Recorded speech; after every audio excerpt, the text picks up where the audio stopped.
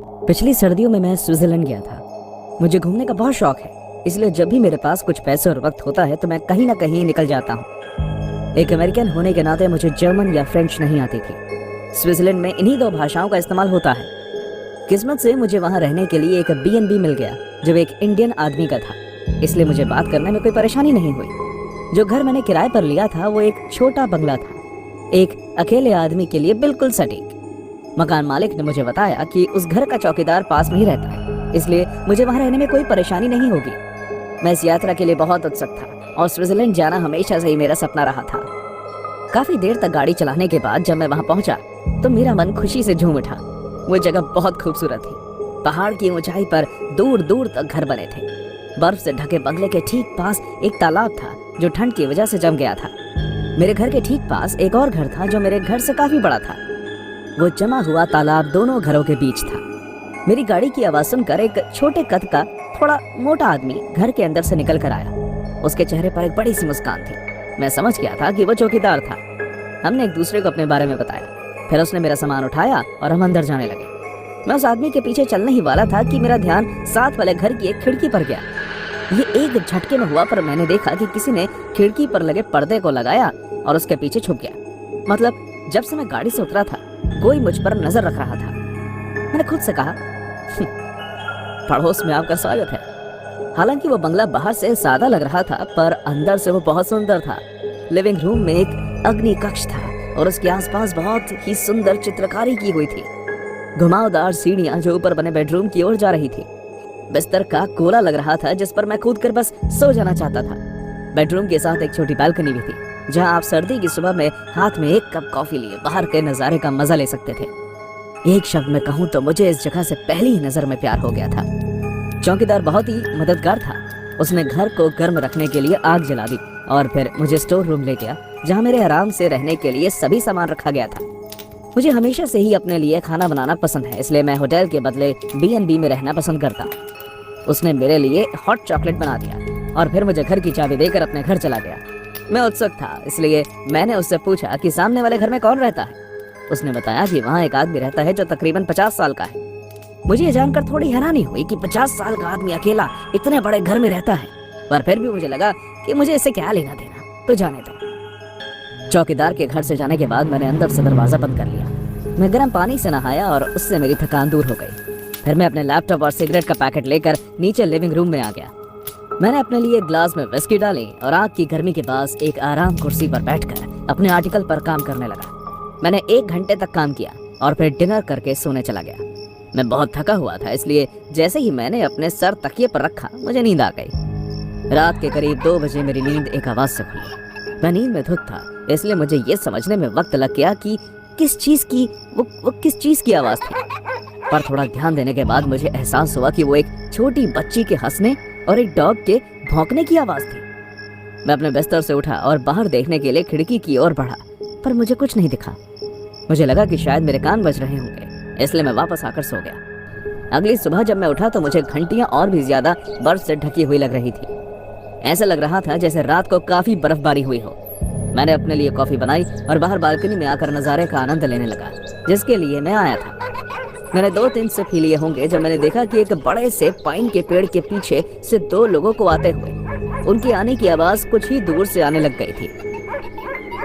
एक छोटी बच्ची जिसने सर्दियों के कपड़े पहने हुए थे अपने डॉग के साथ उस जमे हुए तालाब की तरफ भागे। वो डॉग इतना फ्लफी था कि वो उस तालाब में अपना रास्ता बनाते बनाते उस पर फिसल गया। वो बच्ची अपने डॉग को देखकर हंसने लगी। उसकी हंसी ऐसी थी जैसे कोई सूरज की किरण हो। उन दोनों को इतना खुश देखकर मेरे चेहरे पर भी मुस्कान आ गई। वो डॉग उस बच्ची को पकड़ रहा था और उस पर प्यार से भौंक रहा था और वो बच्ची एक गुड़िया की तरह हंस रही थी।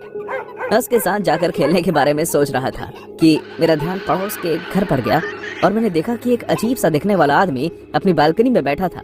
उसके हाथ में दूरबीन थी और उससे वो बच्ची को देख रहा था। मेरा मतलब वो बच्ची वैसे भी देख रही थी, तो मैं नहीं जानता कि वो घटिया आदमी दूरबीन से उसे क्यों देख रहा था। हो सकता है कि उसकी नजर कमजोर हो, पर जिस तरह से वो शक्ल बना रहा था और हरकतें कर रहा था मुझे वो बहुत अजीब लगा। उसने अचानक मुझे देखा और घबरा कर घर के अंदर चला गया, जैसे मैंने उसे कोई चोरी करते हुए पकड़ लिया।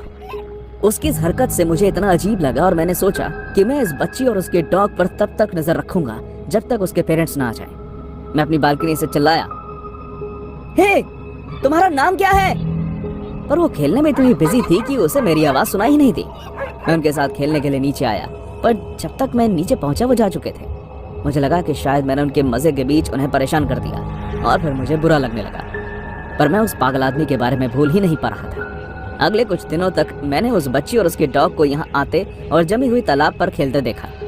मुझे उनके साथ कभी कोई बड़ा नहीं दिखा और वो बूढ़ा आदमी हमेशा अपनी दूरबीन से उन्हें देखता रहता। इसी तरह एक हफ्ता निकल गया और मैं बस उस बूढ़े आदमी से उसकी हरकत के बारे में अब बस बात करना ही चाहता था, जब एक ऐसी घटना घटी जिसने मेरी जिंदगी बदल दी। वो सबसे ठंडा सर्दी का दिन था और बहुत तेज बर्फबारी हो रही थी। मैं थोड़ा बोर हो रहा था और मैंने सुबह से उस छोटी सी बच्ची और उसके डॉग को भी नहीं देखा था। मुझे लगा कि शायद उसके पेरेंट्स ने आज उसे घर से बाहर नहीं निकलने दिया होगा। सच कहूँ तो मुझे चिंता होती थी जब भी वो दोनों उस तालाब के ऊपर खेलते थे। मेरा मतलब, बर्फ के टुकड़े हर जगह इतने मजबूत नहीं होते। ये भी एक वजह थी कि मैं हमेशा उन पर नजर रखता था जब भी वो खेलने आते थे। मुझे बहुत गुस्सा आता था ये सोचकर कि कोई पेरेंट्स इतना लापरवाह कैसे हो सकते हैं। खैर, मैंने उस रात कुछ ज्यादा ही पी ली थी, इसलिए मैं वहीं लिविंग रूम के सोफे पर सो गया था। रात के करीब 2:30 बजे मुझे उस बच्ची और उसके डॉग की आवाज आई। मैं हैरानी में उठा कि वो इस वक्त यहाँ क्या कर रहे हैं। जैसे ही मैंने खिड़की से बाहर देखा, वो बच्ची उस जमी हुई तालाब पर स्केट्स चला रही थी और उस समय बहुत तेज बर्फबारी हो रही थी और वो डॉग खुशी से उस लड़की के पीछे झूम रहा था। मैं खिड़की खोलकर जोर से चिल्लाया, तुम्हें इस समय यहाँ नहीं होना चाहिए। क्या तुम्हारे पेरेंट्स जानते हैं कि तुम इस मौसम में घर से बाहर हो? पर हर बार की तरह उसने मेरी बात नहीं सुनी और मेरी बात पर कोई ध्यान भी नहीं दिया। अचानक मेरा ध्यान पड़ोस के घर पर गया और मैंने देखा कि वो बूढ़ा आदमी अपने हाथ में टॉर्च लिए उस बच्ची की तरफ जोर से भागने लगा। ओह गॉड, वो आदमी इस मौसम का फायदा उठाकर उस बच्ची को अगवा करना चाहता है। मैं खुद को अब और ज्यादा नहीं रोक पाया और नंगे पैर पजामे में ही बाहर की तरफ भागा। जैसे ही मैं उस तालाब की तरफ पहुंचा, उस लड़की ने बर्फ पर छलांग लगाई। बर्फ की परत टूटने की जोर से आवाज आई और वो बच्ची और उसके डॉग उस तालाब में गिर गए और चिल्लाने लगे। देखते ही देखते मेरी आंखों के सामने वो दोनों उस ठंडे पानी के तालाब में डूब गए। वो बूढ़ा आदमी रोते हुए चिल्लाकर बोला, बस करो, यूं वापस आना और आकर मुझे याद दिलाना कि मेरी गलती थी के थी। अपने पापा के साथ ये करना बंद करो।